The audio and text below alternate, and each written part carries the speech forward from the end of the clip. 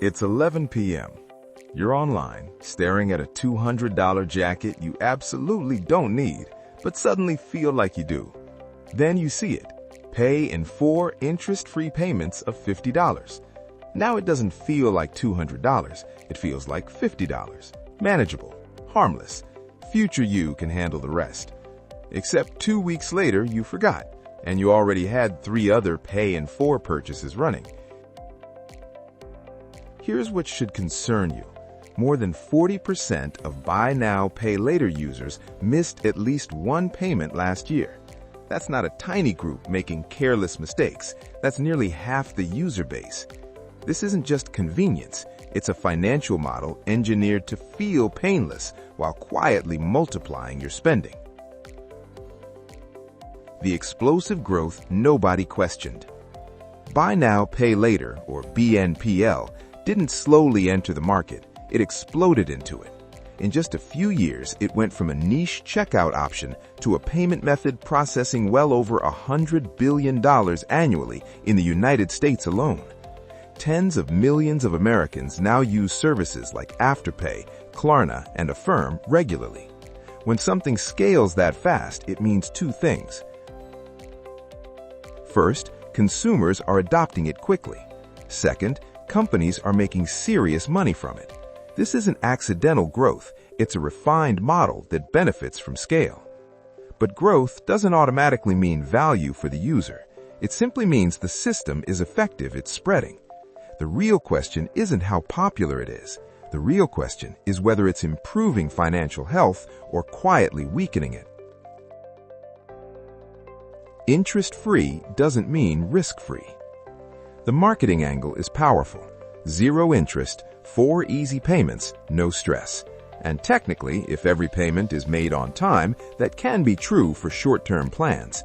But the model relies on human behavior, and humans forget. They get distracted. They stack commitments. Miss a payment and fees apply. Some providers charge flat late fees. Others structure penalties around percentages. And longer-term financing options can carry APRs that rival or even exceed traditional credit cards.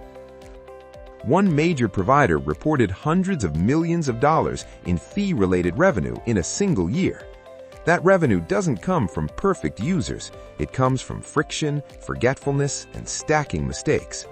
Interest-free works only in a perfect scenario. Financial systems built on perfect behavior tend to profit from imperfect reality. The psychological switch that changes everything. The real genius of BNPL isn't the fee structure, it's the psychological shift. There's a well-documented concept in behavioral economics called the pain of paying. When you hand over $200 at once, your brain feels the full loss immediately. That discomfort forces evaluation. You ask yourself if the item is truly worth it. But when that $200 is split into 4 $50 payments, your brain processes it differently. It doesn't feel like a $200 decision anymore. It feels like a $50 decision. That shift matters because most people don't impulse buy $200 casually. But $50, that feels manageable, temporary, contained. Businesses understand this deeply. Data consistently shows that when BNPL is offered at checkout, average order values increase significantly. Sales rise not because people suddenly need more products, but because the psychological barrier weakens. You're not just paying differently, you're deciding differently. The stacking effect nobody tracks. One purchase is rarely the problem. It's stacking that creates instability. Imagine you buy $120 shoes split into 4 payments, then $200 concert tickets, then $150 worth of clothing. Each one feels small when broken into installments. Now you have 4 different payment schedules running simultaneously. Payments of $30, $50, $40, scattered across different dates, none of them individually overwhelming. But now imagine rent auto-drafts the same week 3 installments hit. Suddenly $150 to $200 disappears from your account alongside fixed expenses. Individually manageable, collectively stressful. You're no longer managing purchases, you're managing mini debts with staggered due dates.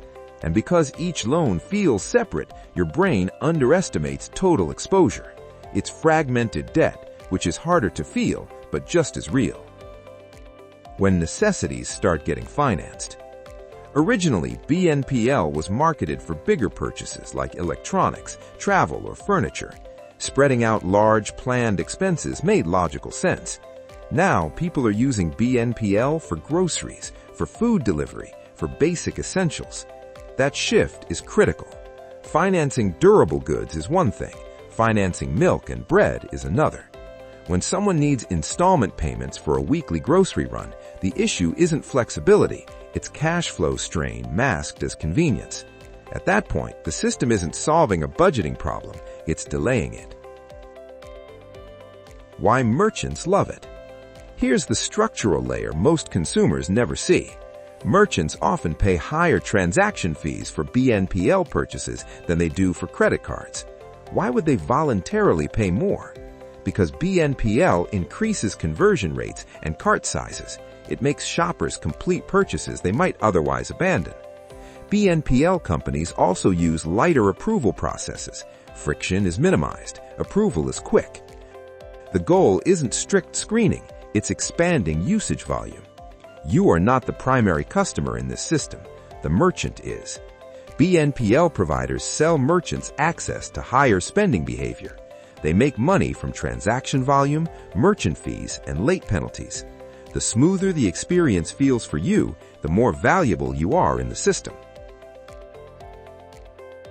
The collision moment. Here's where the math becomes uncomfortable.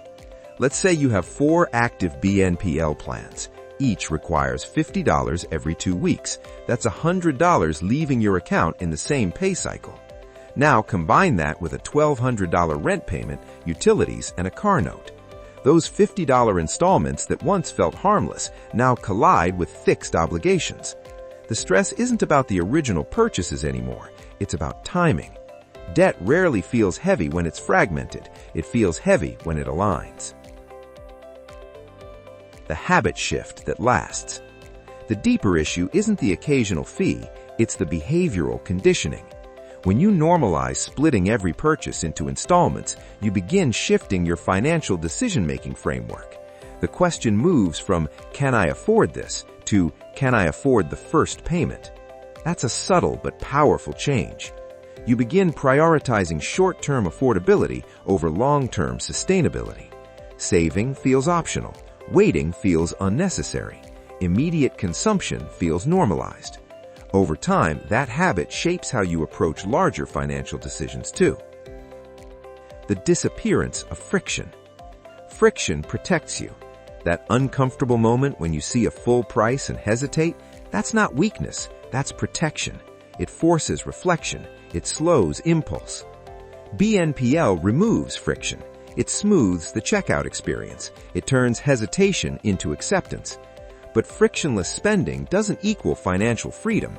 It often equals financial detachment. When spending feels painless, it becomes frequent. A practical reset. If you're currently using BNPL, start with clarity. Open every app, list every active plan, add up the totals. Treat the combined number as debt, not installments.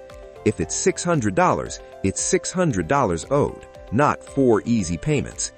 Next, pause new purchases until current obligations are cleared. Interrupt the stacking cycle. Finally, adopt one rule. If you wouldn't buy it outright today, don't split it into tomorrow.